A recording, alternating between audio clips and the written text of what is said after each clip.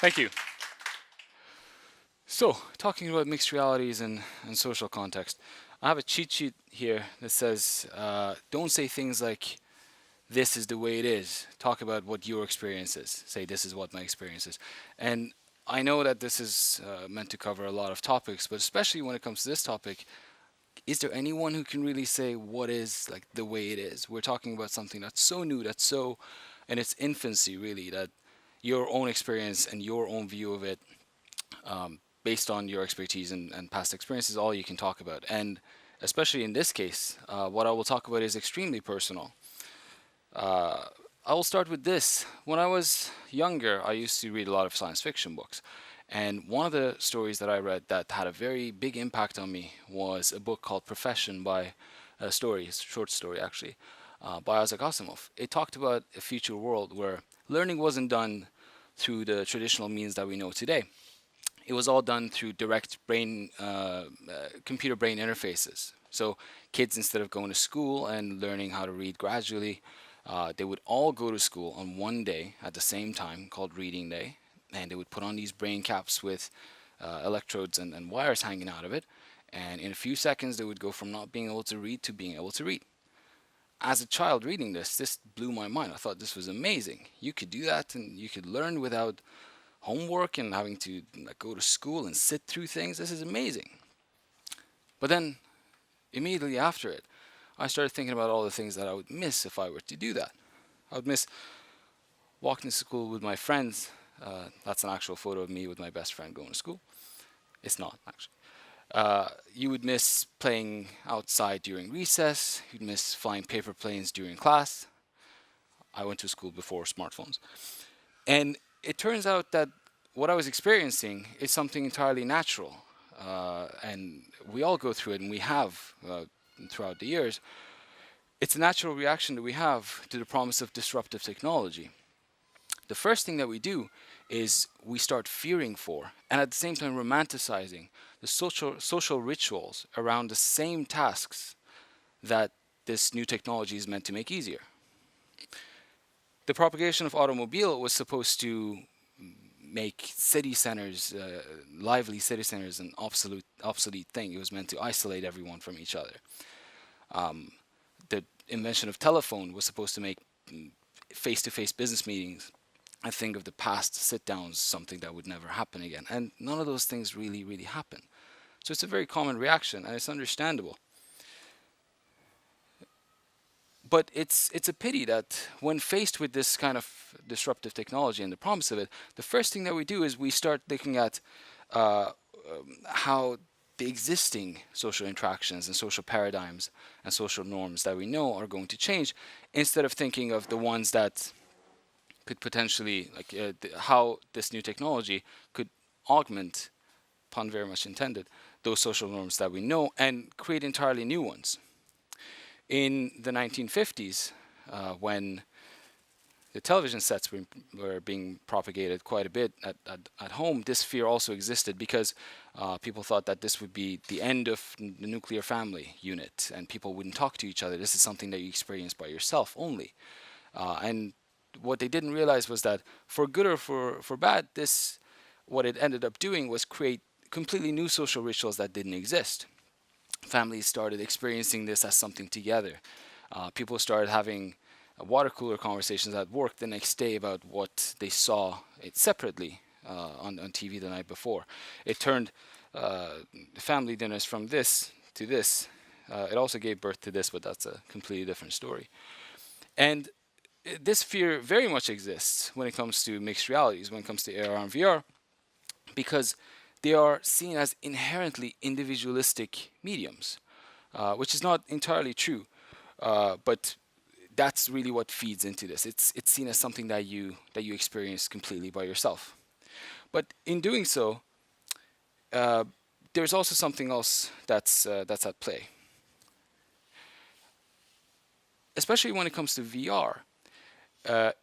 You are talking about mediums that are very immersive, and in order for that immersion to be full, for the medium to have that capability to really transform you to a different plane of reality, it inherently needs to take you away from the current plane of reality that you're in. So it does create that level of isolation and sensory deprivation from the current physical world that you occupy in order to be properly and effectively immerse you into a different world. So that's also something that makes people on a social level very uncomfortable.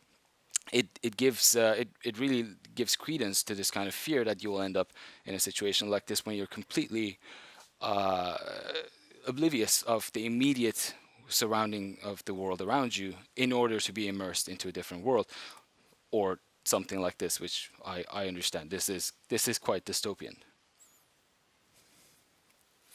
But to give into that fear, that fear in its entirety, kind of misses the power that mixed realities have to create new modes of interactions, new possibilities for social uh, experiences, and at a different level that we've never been able to do before. And the biggest thing for that, when it comes to that, for me, is that in the past 100 years, the most prominent communication mediums that have existed have been primarily consumptive ones, and they've been, for the most part, very linear. Film is a series of frames that contain what someone has determined they should contain, shown to you at typically 24 frames a second from left to right, like this. It can be powerful, it can be very emotional, and the experience could really move you, but it is still a predetermined experience that someone else has put together. It's not an experiential one. You're not experiencing it on your own terms. And that also exists for the most part in the social media revolution of the past decade as well. You're looking at more content, you're looking at more diverse content. Uh, Hi, Kian. That's my son. But for the most part, it's still a highly curated, but most of the time linear and hardly contextualized experience. You're still doing a lot of consuming. It's how you consume and what you consume that changes. It's still not on that experiential level. So whether it's a very insightful tweet that you're looking at or a brilliant selfie, it's still something that someone else has determined, and you're consuming that in a very linear way. About 2 years ago, I had the privilege of seeing one of the most influential pieces of VR that's ever been created. And even that in itself just sounds strange to say, because how many pieces of VR have been created? How many years have been doing this for? And it's by a brilliant director called Chris Milk. Does anyone know about this piece? It's called Clouds Over Sidra. I saw this at the Museum of Moving Image in the Bronx. And for those of you who don't know, it was done in collaboration with the UN, and it tells the story of Sidra, a 12-year-old Syrian refugee in a Jordanian refugee camp. And you spend about 15 minutes with her, and it shows you where she lives in this camp, and you follow her when she goes to school, when she plays, when she goes home for dinner, when she goes to a playground. It is still a narrative piece. In fact, it has narration even. But it is something that's far more experiential. You get to see those environments on your own terms if you choose to. And I remember when she sits down at dinner, I looked to the ground and I started looking at the gravel that she's sitting on as she's having dinner. You can look at the walls of the tent that she sits in and see the holes in it. And I might do that and someone else might not. I choose to experience this on my own terms. And had I read uh, a brilliant piece of journalism, editorial about this experience, about her specific experience even, had I seen a beautiful piece of journalistic documentary, it may have informed me, but it wouldn't have had the same kind of lasting emotional effect because I didn't experience it on my own terms. So what I'm trying to get at is, far from being an engine of isolation, mixed realities has the capacity for this kind of mm, very highly experienced and easy to empathize with uh, kind of social interactions that other forms, be it digital, be it social, or the more traditional forms of interactions, don't really allow you. The other aspect of this, and actually Chris calls VR the empathy engine. So some people think it's an isolation engine. He thinks it's the complete opposite of that, and I agree with him. This is an alt space VR space, um, VR space that you can occupy. It's a nightclub. It's a comedy club. It's open mic night. One of the other aspects of mixed realities and their impact on the social interactions that you have that most people don't really talk about is that much like other forms of social media, it allows for you to transcend the barriers that exist typically when it comes to social interactions, like distance. Not everyone has, even with ambitions of being a comic, has access to a really good comedy club where they can go and hone their act, where they could go and present to a live audience. It's not the same thing if you do it in a chat room. It is a performative art, and there are barriers to being able to do it. And being in a VR space, being in an immersive experience allows you to do that and transcend those physical barriers. And this one is particularly interesting to me because as technology gets more and more sophisticated and improves, you could really hone this experience to bring it into the realm of the intangibles that people like a stand-up comic would need. You will be able to read not just the facial expressions of these avatars as they exist today, but actual live facial expressions, body language, and things that we're trying to get to more and more in the space of VR and AR. Being able to read people's movements, being able to read people's facial recognitions. And this is something that's becoming a reality. And putting that into this kind of social context and this kind of social opportunity is really going to open that door. At Block Zero, some of the experimentations that we've done around this kind of really experiential mode of social interactions has been focusing on context. I talked about how a lot of the social media content that you consume not only are done in that linear consumptive way, but they're also not really contextualized. Whereas it's that contextualization that we are very interested in at Block Zero. And one of the first experiments that we did was in the area of AR, but not augmented reality as most people call it. It wasn't in visual-based augmented reality, but rather oral-based augmented reality. This is a piece of immersive fashion, as we call it, called Reverb, that allows you to contextualize the spaces that you occupy, the social spaces that you occupy, in a way that you can't with just your senses. It's just a piece of fashion that you wear. It's a hoodie, but it's equipped with sensors all around. And what it does is it takes electromagnetic waves and signals from around you, Wi-Fi signals, and it turns them into ambient sound and it plays them in the hood. So it allows you to experience the world around you, the spaces around you, in a way that your senses alone don't allow. So it gives context not to social interactions per se, but to the social spaces that you occupy for those interactions. Another one of the experiments that we did was by trying to contextualize the same kind of content that I talked about before when I showed you that collage of social media content. We talked about what can we do when it comes to consuming social media content in terms of contextualizing it. Sorry, Boa. And we came up with Tag. It's an augmented reality social platform that allows you to embed virtual content into the physical world. And by doing that, we were trying to accomplish two things. We were first trying to bring social media content into social spaces, out of cyberspace into the actual physical social spaces that we know that intuitively we occupy and we become social in. So instead of sitting in front of a computer, sitting in front of your smartphone, regardless of where you are, bring it into the more social spaces that we occupy. But also, more importantly, we wanted to give opportunity to people to share content in a way that only makes sense or gathers an extra layer of meaning based on the context that it's consumed in, based on the context that you see it in. In this case, the content here, for example, is this painting that you've done, is this spray painting or graffiti, but the context is Mount Rushmore behind it. Without it, without being able to consume it in this spot, in this exact spot, it wouldn't make sense.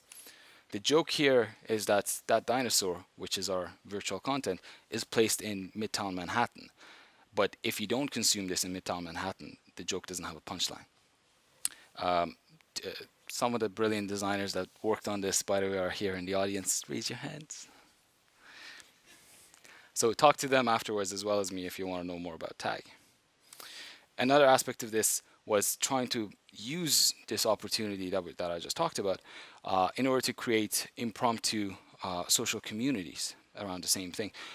We envisioned as a usage context where an artist would be able to share a new piece of art that they have with that extra layer of meaning that I was talking about, with that extra layer of context. So in this case, a singer-songwriter would be able to share their new track in the spot where they wrote it. And by doing so, not only do you get that extra layer of context to see the inspiration that was behind that content before it was created, but also by doing so at the same time as others, you will form these communities that will form naturally when these kinds of shared social interests exist in social spaces. That's you, by the way. And that is the thing that for me and for us at Block Zero really excites us when we talk about mixed realities. It's the opportunity to bridge a gap that has existed for quite some time, and the right bridge has not appeared yet. We're in a world where more and more we're dealing with large and large amounts of data, unthinkable amounts of data that are fed into very sophisticated algorithms. But while those machines have the processing power, it's us still that possess the contextualization, uh, the better contextualization tools. So we can better contextualize what those machines can process.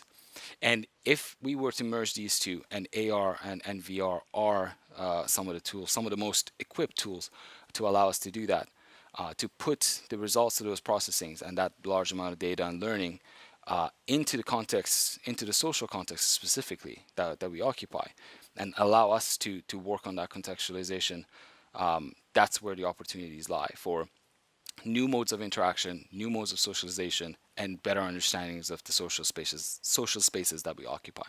So if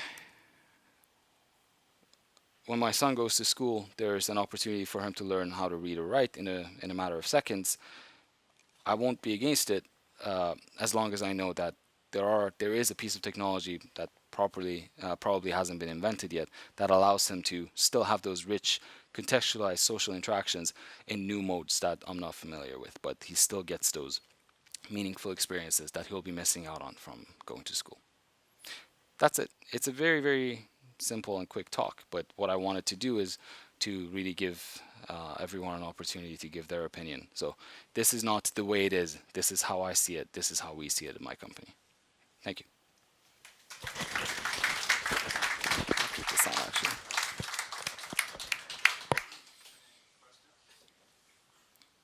Pre-pizza questions. Yes.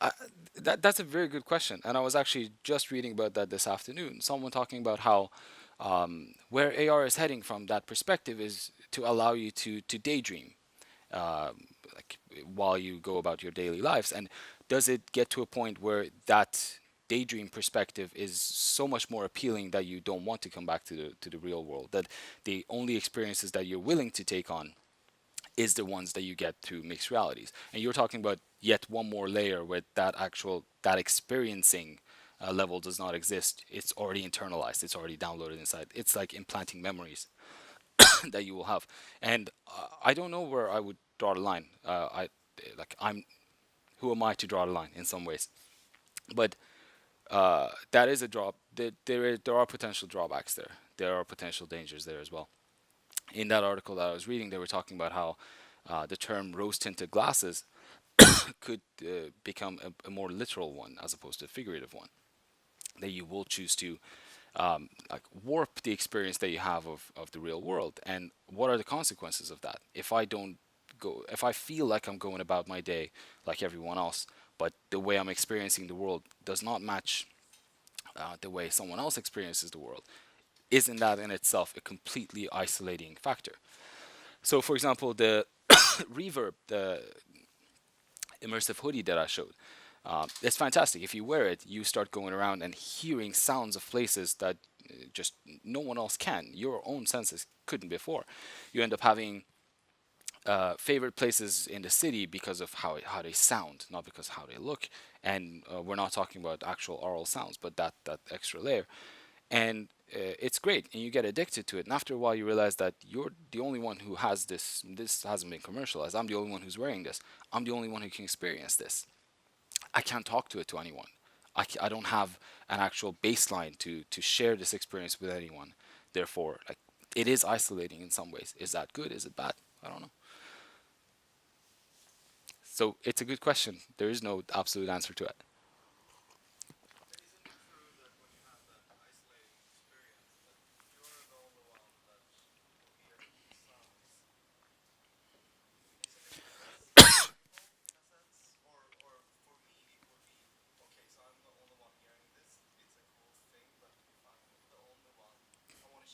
Mhm. Absolutely.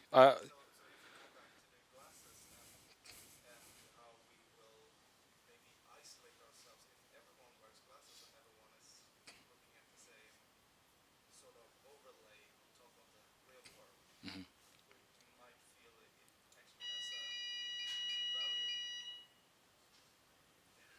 Sorry, I missed the last part.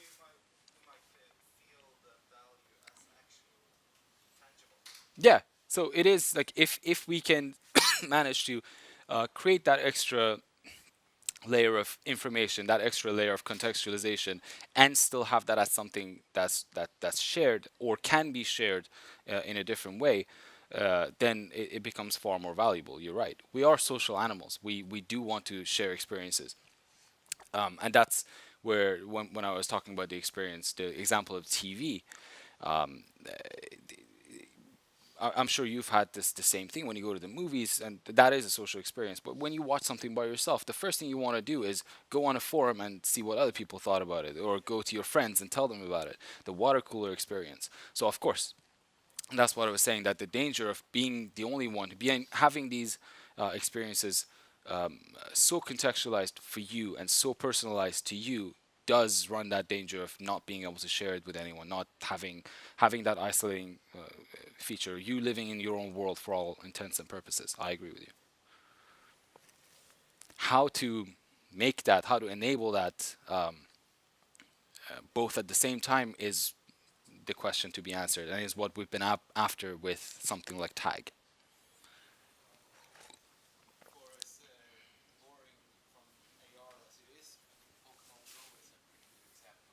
Mhm.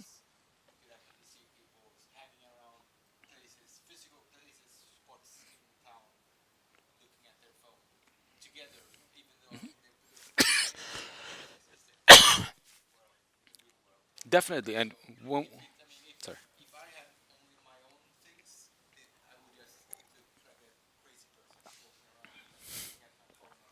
Mhm.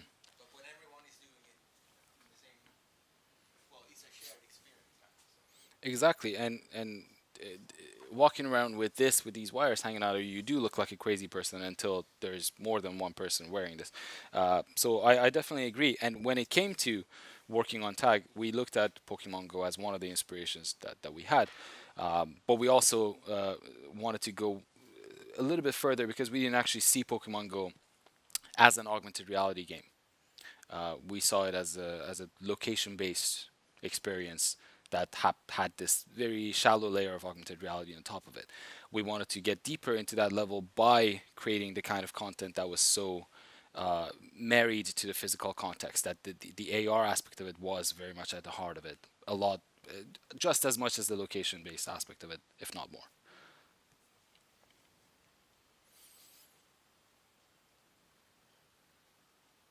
Nikki, questions?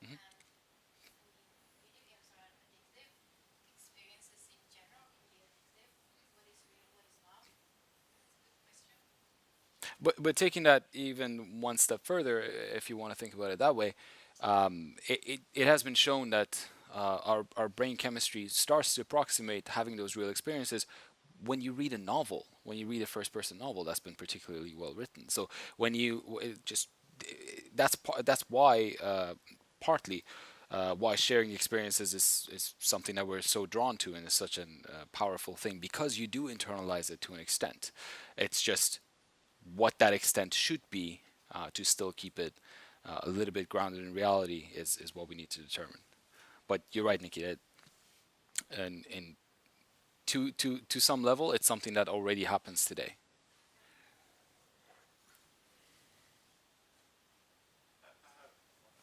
Sure.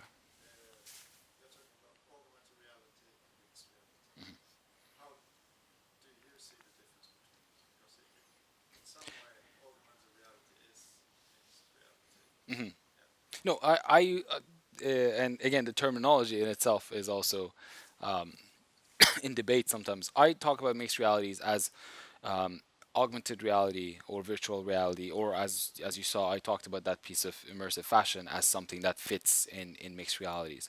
Uh, in if any kind of technology that brings either an entirely new realm of experience or adds a layer of context to that experience that you typically get with the physical world, I put under mixed realities.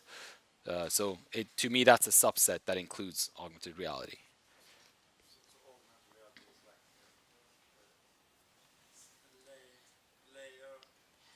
Yeah.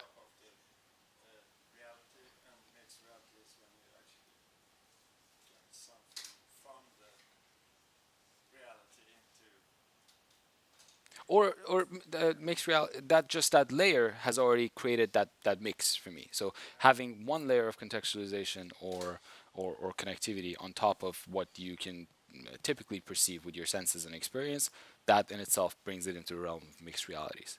So to me, augmented reality is a form is of mixed realities.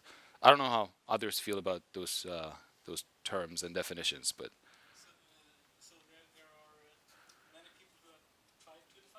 yeah, exactly.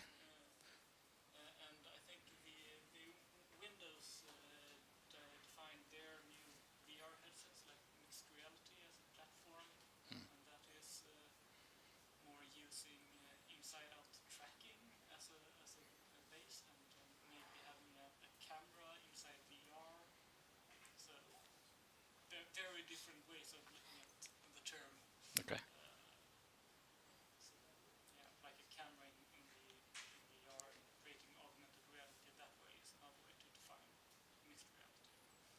So if I can convince everyone here tonight to like adapt my definition, we're already halfway there to having that as the accepted definition. Cool. Yes.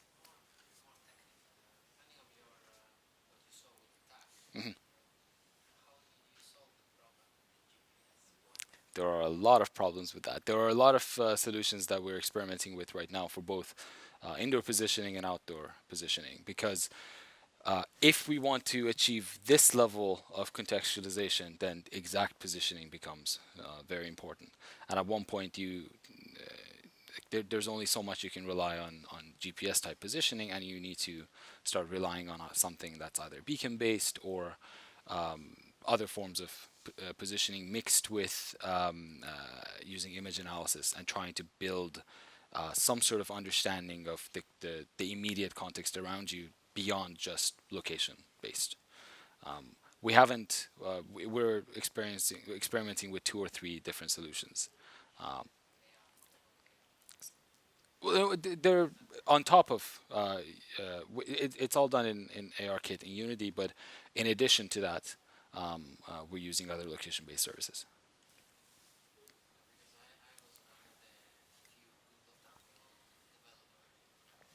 Cool. Yeah. Why did it disappear? You think?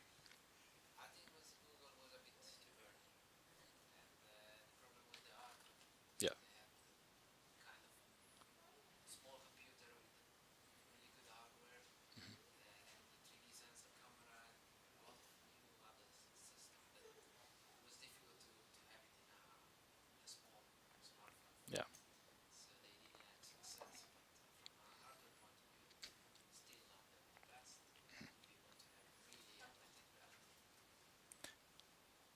yeah, it's that has been the stumbling block for mixed realities. The getting the hardware to match your natural tendencies of experiential interactions, and also making it so it's commoditized. It's for the most part hardware agnostic and cheap. That's yeah. For that, you guys were way ahead. It is okay.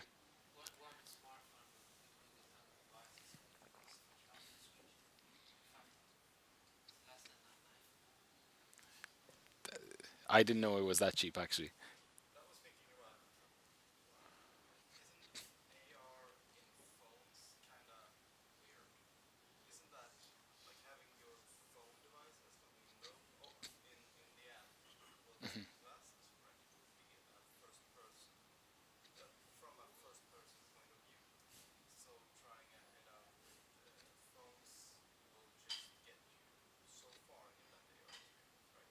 Yeah, I mean it. Yeah. Mhm. Mhm. But that is the main difference of AR and VR for me is that with AR, that level of immersion is up to you. You can have this as your window of immersion. You can have glasses, which is still not total immersion, or you could have something that completely isolates you from the physical world and still gives you a window into it, but none that you can have without that layer of information on top of it. So yes, we're working on this, but at the same time we're talking to Unity, the electric car company. I don't know if you know of them, but they have ambitions of having their hood as an augmented reality world into the road that you drive on. So it is a matter of choosing what you want that window to be. Whereas when it comes to VR, it is pretty binary. You can't have that immersive experience halfway. You can't have VR with your phone. You can, but it still needs to be so that layer of sensory deprivation from the physical world doesn't exist in AR. So whether this is a more meaningful experience than sorry, a less meaningful experience than having glasses or being in a car, I don't know. It depends on what you're trying to experience, but this is to me still AR. Maybe not as immersive, but it's still.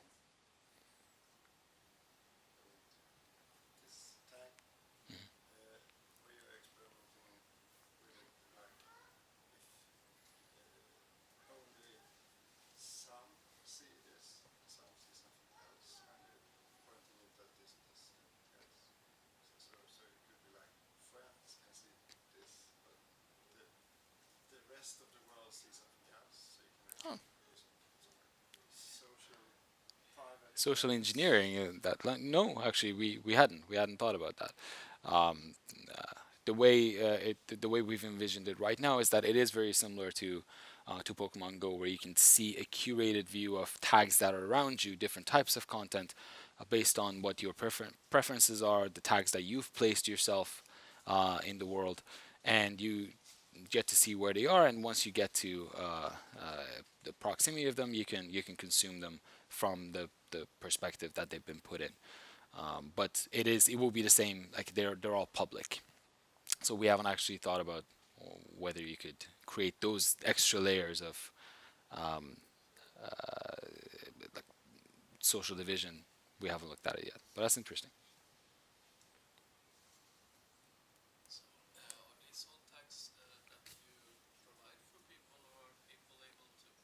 No, no, no. Yeah, the idea is that they will create.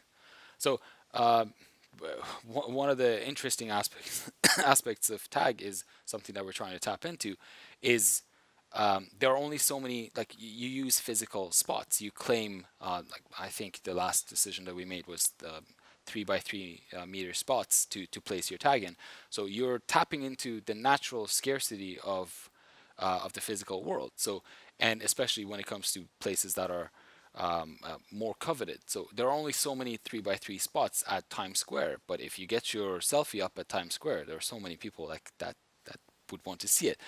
So create that kind of natural competition. Uh, but yeah, it is very much a matter of encouraging people to try and create their own content and share it.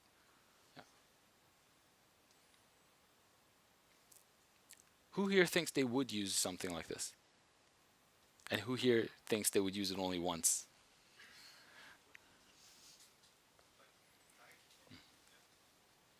All right, that's three, four, five. Yes. Oh, cool. I'd love to hear more about it.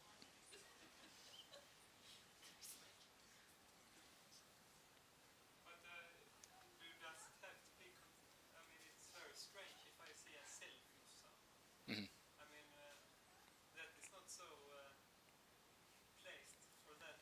No, that's so. To me, that would be a misuse of the platform, and it could very well be that people would start doing that and completely miss the point. And as designers, it would be our our duty in a way to try and create the app so it encourages that contextualization that we're talking about. So it encourages you to not put a selfie up as a tag because you could do that elsewhere. Do something here that you can only do here, that only makes sense here, that only gives that meaning when it's in this context. I think yeah, we've talked about it. Yes.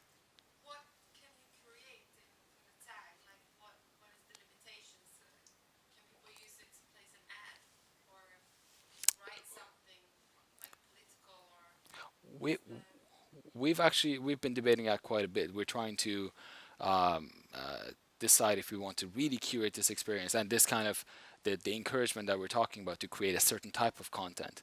We actually Nikki and Rebecca can talk about this in more detail. So please talk to them after after the pizza. But we wanted to target a specific kind of audience and encourage a specific type of content being created. So because of that, we thought maybe you shouldn't be able to just take a photo and place it. Maybe you should just get tools to do something like this. Maybe it should be geared more towards artists or just any tools that take the real world view that you have as a canvas and allows you to create something on top of it. So to stay away, try and curate the experience a bit more and not allow ads, for example, or just text content. But we haven't really fully landed on a decision as to how limited we want to make that experience. If even if you can't say this is the most inspiring talk that you've seen, how many talks have you seen where in the middle of a kid jumps up into the speaker's hands and he doesn't even miss a beat?